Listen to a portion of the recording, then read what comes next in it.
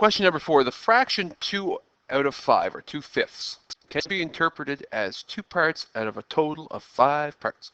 Use a diagram to show you an example of this part-to-whole ratio. Well, let's use, I have no idea, dwarves.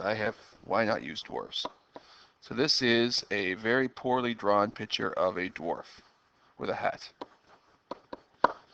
Okay, and to save myself some embarrassing, some embarrassment, I'm just going to clone this guy. If I can press the clone button. Oh, sweet.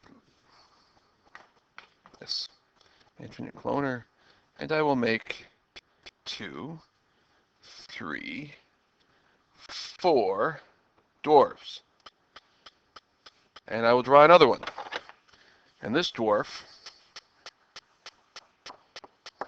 will not have a hat. He's a balding dwarf.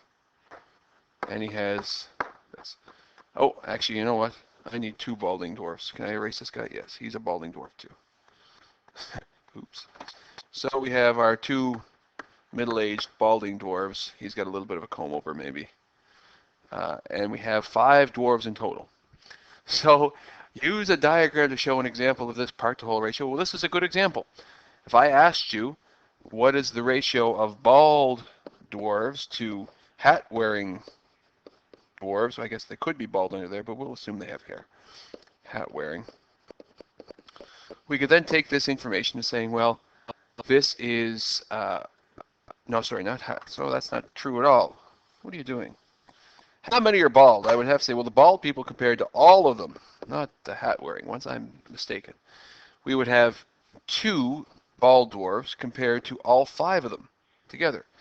And we could then take that and say, well, this is a part-to-whole ratio, which means I could express it as this fraction part, and I could convert it to 4/10. Those are equivalent fractions, which is 40%. So with that part-to-whole ratio, I could say, well, 40% of the dwarves living in this household or this village or whatever are bald, or at least not afraid to share their baldness with the rest of the world. They might be bald, this guy might be bald, and probably is, judging by his